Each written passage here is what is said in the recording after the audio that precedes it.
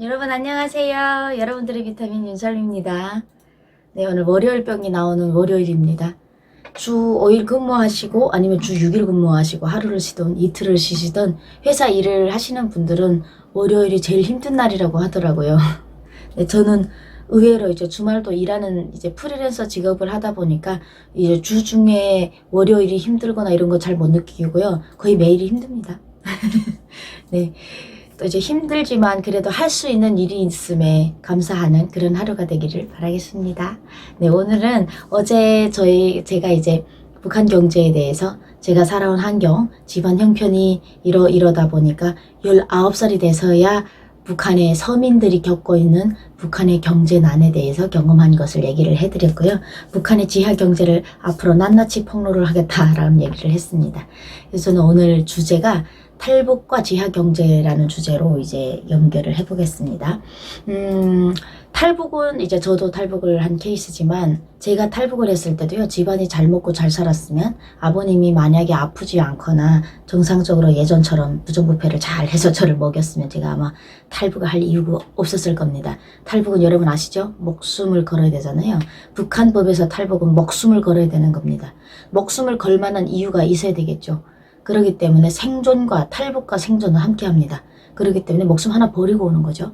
그러려니까 저도 알고 보니까 여러분들은 한 끼 한 정도, 두 끼 정도 굶어도 괜찮겠지만 먹을 게 있어서 굶는 거랑 먹을 게 없어서 앞으로 더 먹을 것이 없다는 그 불확실한 미래에 살고 있는 사람들이 먹는 게 얼마나 중요한 건지 모릅니다.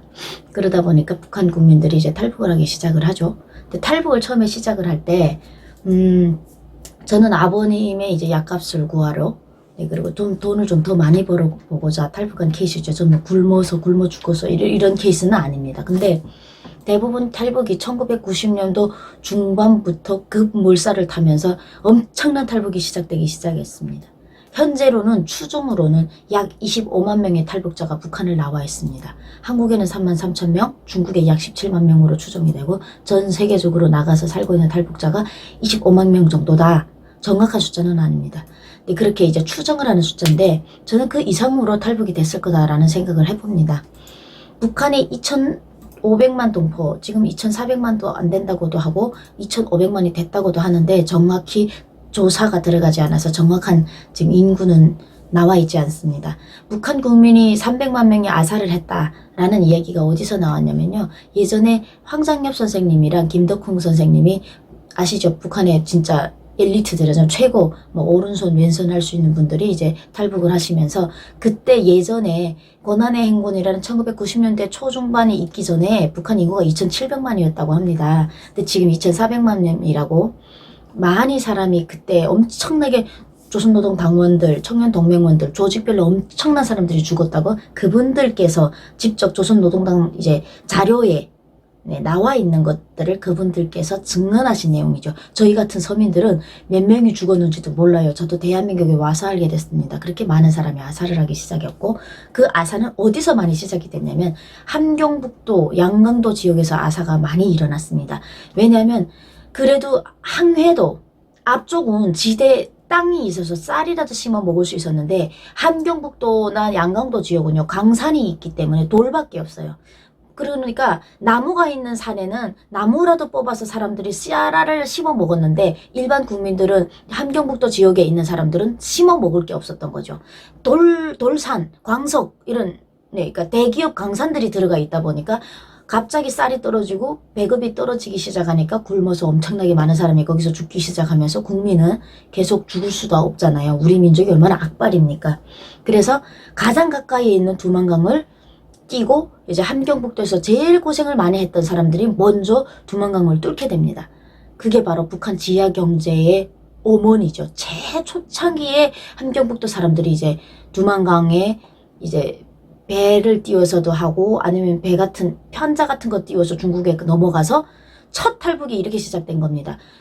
중국 가서 살려는 마음은 없었어요. 처음에는 돈 벌어 갈게요 이렇게 하고 얼마나 그때는 호랑이가 담배 피우던 시절이냐면 이민반 사람들이 양강도나 함경북도 연선 지역이 있잖아요. 두만강과 압록강 부근에 있는 사람들이 한계 이민반에서 한계 인민반에 인민보안원이 주재를 하고 있는 주재원이 있어요. 그 주재원에게 저희 오늘 저녁에 중국 가서 한 일주일 넘어갔다가 일주일 후에 돈 벌어갖고 나올게요. 이렇게 하면 잘 갔다 와. 이렇게 올 때 저희 뭐 담배 한 보로 갖다 줄게요. 이렇게 하고 갔었어요. 그리고 자기들끼리 그때는 두만강 경계가 허전했어요. 그리고 자기 동네 집 앞이니까 그냥 쑥쑥 넘어가서 두만강 압록강 넘어서 중국에 가서 중국에 있는 사람들에게 이제 일을 도와주는 거죠. 가을 거딜 때는 가을 거딜을 도와주고 뭘 해주면 중국에서 중국 사람이 몸값도 싸지만 북한 사람은 그보다 더 싸도 와서 하는 거예요. 그래서 쌀을 주고 처음에는 사람들 돈을 안 받았어요. 북한 사람들이. 왜냐면 중국 돈을 가지다가 북한에서 쓸 수가 없기 때문에 1990년도 초반에는 이렇게 메고 온 거예요. 쌀이랑 TV 같은 거를 메고 두만강 물을 건너기 시작했어요. 그게 첫 탈북이에요. 처음에는 이제 팔려간다 이런 것도 없었어요. 저 중국 쪽에서 여자들이 시집간다 이런 게 없었죠. 근데 점점 그 탈북이 그 중간에서 중국에서 북한 사람들이 북한에서 왔습니다 이러면 빨리 들어와 하고 밥을 차려줬어요. 배고프다는 거를 중국 조선족들이 제일 먼저 두만강 연설에서 알아서 그러다가 이제 이 탈북이 엄청나게 많은 사람들이 막 밀려 들어오기 시작했고 중국 쪽에서는 또 이런 법이 있잖아요. 북한 사람들은 사회주의 사회에서 몰래 불법으로 중국에 넘어가면 중국법에서는 또 이거를 잡아야 되는 거예요. 이런 들어온 사람을 신고하는 게 중국 국민의 이제 도리예요. 근데 그거를 신고를 하기는 같은 민족이고 하는 사람도 있고 안 하는 사람들이 더 많죠. 그러다 보니까 이 많은 탈북자들이 막 밀려 들어오고 어떻게 배만 골치 않게 해주세요. 돈 벌게 해주세요. 근데 그렇다고 중국 쪽에 연선에 있는 조선족들이 잘 사는 게 아니에요. 되게 잘 못 살아요. 그쪽에 되게 어렵게 살고 어르신들이 많으세요. 그러다 보니까 북한 여자들이 이렇게 많이 넘어오는데 야 너네 시집 갈래? 중국 한족이랑 시집 가면 북한처럼 그렇게 굶지는 않아. 이래서 이제 이 사람들이 주선을 놓기 시작하면서 탈북 여성들이 중국 쪽에서 그러니까 함경북도나 양공도 지역에서 탈북하는 여성들은 중국에 넘어가면 시집 간다는 거의 대부분 2000년도 지나서는 다 알고 동의를 하고 넘어옵니다. 제가 이제 중국 쪽에서 살면서도 북한 여성들을 많이 목격을 했는데 제 동네에서도 많이 살았어요. 넌 어떻게 왔어? 그러면 중국에 시집 간다고 해서 왔대요. 다 알고 오는 거예요. 근데 최소한 북한에서 시집 가는 것보다는 중국 남자에게 시집을 가면 배골치 않고 두 번째가 뭐냐면 가서 애를 낳고 잘 정착해서 살면 그 집에서 북한에 있는 가족을 도와준다는 겁니다. 그래서 여러분 우리 대한민국에서도 새마을 운동이 있기 전에 6.25가 끝나고 되게 나라가 이제 험난할 때 어르신들께서 해외에 나가서 외화를 벌어들여 오셨잖아요. 그때도 되게 이제 어머님들께서 어르신들 엉덩이 똥 닦아주시고 아버님들께서 이제 어디죠? 중동에 가서 낮과 밤을 바꿔서 일을 하시면서 돈을 벌어오셨죠. 가족을 위해서. 똑같은 이치입니다. 북한은 나라 자체가 그런 시스템을 만들 수 있는 환경이 아니고 대북 제재를 받고 있는 환경이기 때문에 국민 스스로가 함경북도나 양강도 지역의 여성들이 자원해서 두만강을 넘는 거예요. 근데 그것도 역시 불법임을 걸 알면서도 제가 어제 강의 때 얘기를 했는데 저는 그래도 좀 집안에 돈이 좀 있다 보니까 장사를 이제 라선 쪽에 가서 중국 사람들에게 물건을 가져와서 좀 크게 떨궈먹는 장사를 했죠. 그러면 일반 서민들은 그런 장사를 하려면 밑돈이라는 게 있어야 종잣돈이 있어야 돼. 종잣돈이 없는 사람들은 뭐가 있을까요? 몸밖에 없어요. 그러니까 북한 여성들은요 사실 제가 봤을 땐 제가 북한에 있을 때 중국에서 상인들이 넘으면 그렇게 부러웠어요. 중국 상인들이 큰 화물차에다가 쌀을 싣고 오고 뭘 싣고 와서 이렇게 막 이제 팔아주는 거예요. 파는데 뭐 상전이 따로 없어요. 중국 그 사람들이 오면 막 거지 꽃제비 애들이 뛰어가서 중국 돈 1원만 주세요. 1원만 주세요. 1원을 주면 애들이 그 차를 다 새 차를 반짝반짝하게 해줘요. 그러니까 북한 사람들이 그때 상황이 정말 거지 같았던 거예요. 지금 좀 많이 나아진 거죠.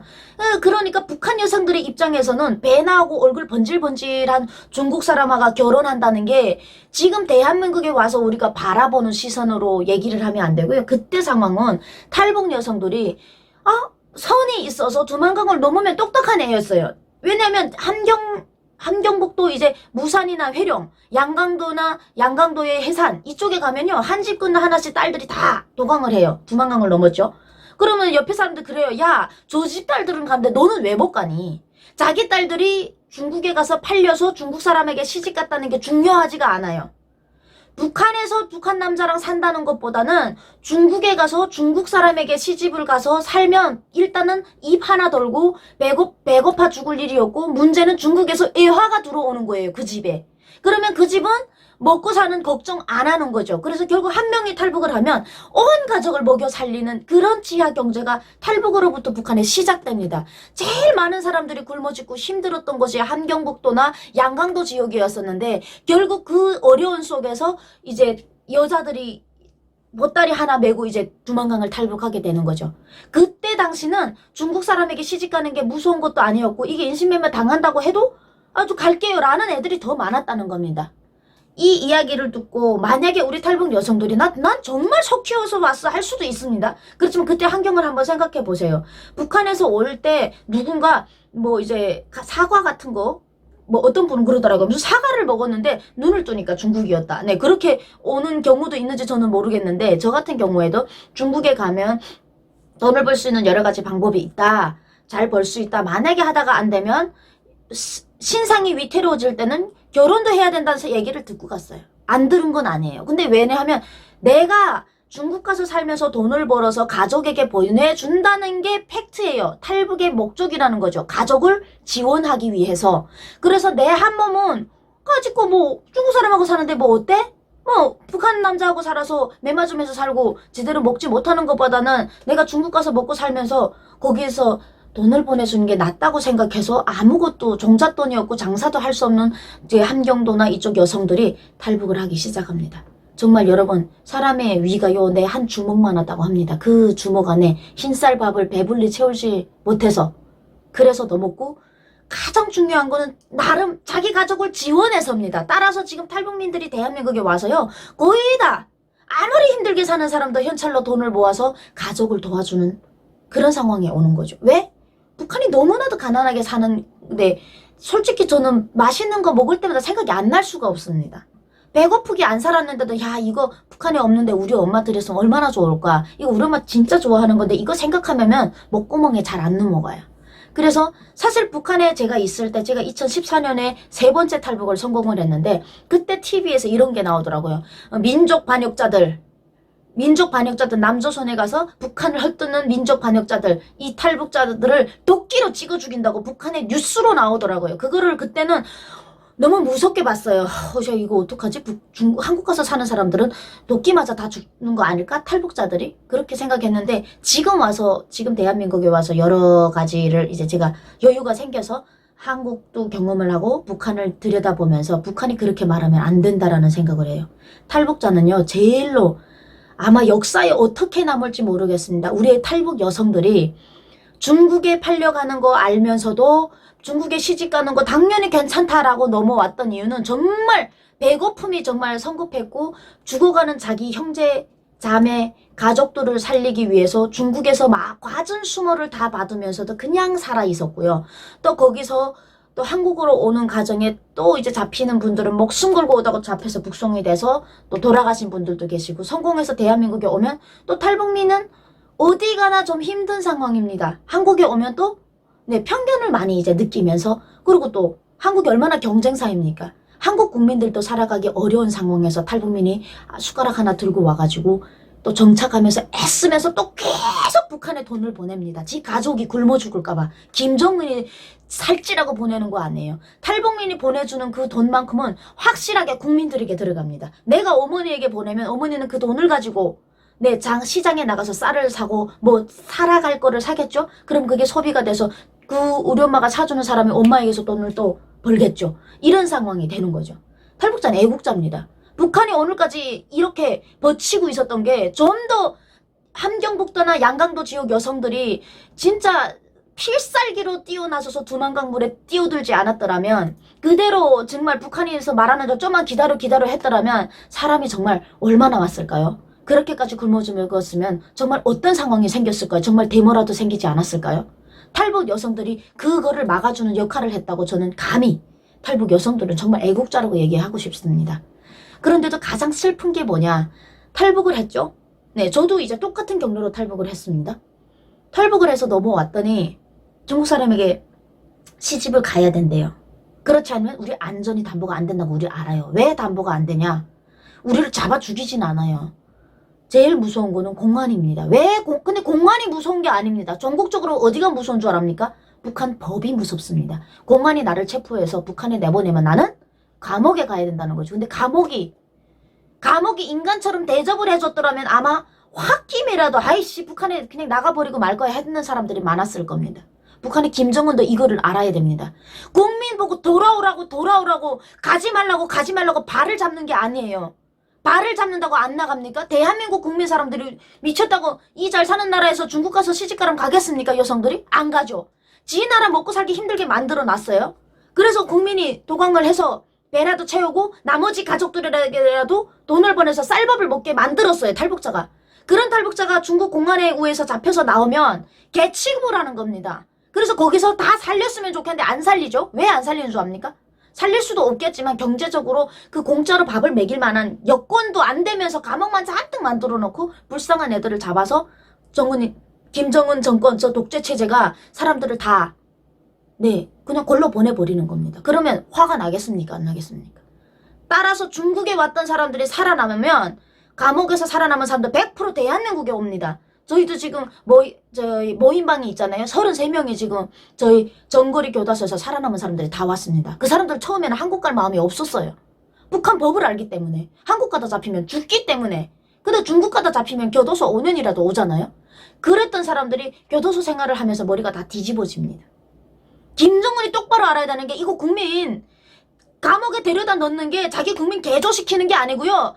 국민이 그래야 그나마 고향이라도 살고 싶은 마음까지도 다 뺏어가는 거예요. 저 같은 경우는 살 수가 없는 게 공개재판을 13번 하는 미친 나라가 어디 있습니까? 얼굴 다 까고 내 학교 다니던 고향 학교, 대학교, 중학교 내가 이사 왔던 데까지 돌아다니면 내 얼굴 다 까버리면 나는 어떻게 나가서 살라고 내가 어떻게 사회생활을 하라고 결국에는 죽이지 못해서 저놈 새끼들이 감옥을 만들어놨나 봐요. 근데 거기서 살아남는 게 다 한국으로 오는 거죠. 결국에는 탈북자가 나쁘다고 생각해야 하는 저 똥대가리를 제가 이해가 안 되는데 탈북 여성들이요. 정말 역사에 어떻게 남을지는 모르겠지만 북한 200~300만 명 굶어 죽는 아사를 스톱시킨 게 탈북 여성들이라고 저는 생각합니다. 거기서부터 북한의 지혜 경제가 이룩되고 시작했고요. 북한 여성들의 탈북 이유를 여러 번 물어보세요. 누구를 위해서? 나를 위해서 아닙니다. 가족을 지원하기 위해서가 거의 99%일 겁니다. 아마 1%에 속하는 여성들은 정말 몰라서 넘었거나 속여서 넘은 분들도 정말 있지만 흔하지는 않다는 겁니다. 가슴에 손을 얹고 김정은이가 생각했으면 좋겠습니다. 내가 국민에게 어떤 행실을 했고 그 국민은 그래도 데모를 하지 않고 피해서 어떻게 지금까지도 찢어 죽이고 싶은 그놈들 그 체제에 돈을 보내주는 이유는 가족 때문이라는 것을 그 가족이 김정은을 지켜주고 있는 것을 정은이는 똑바로 알아야 될 것 같습니다. 탈북 여성들에게 도끼 찍어 죽인다는 얘기 하는 거 그거 아닙니다. 좀 똑바로 생각해 봤으면 좋겠어요. 좀 뒤돌아봐. 북한의 경제가 어디까지 왔고 그걸 누가 스탑시켰는지. 북한의 지하 경제는 아마 탈북 여성들이 스탑시켰다는 걸로 오늘 강의는 마치겠고요. 또 다음 강의는 그에 이어서 탈북 이후에 북한 여성들이 왜 탈북 가정에 중국 쪽에서 대접 잘 받는 사람도 있고 대접 못 받는 사람도 있는데 그 가정에 못 받는 사람들이 왜 중국 공안에 가서 문을 두드리고 조국으로 돌아가지 않는지 그 수모를 당해야만 하는지를 풀어드리도록 하겠습니다. 여러분 오늘 하루도 좋은 하루 되세요.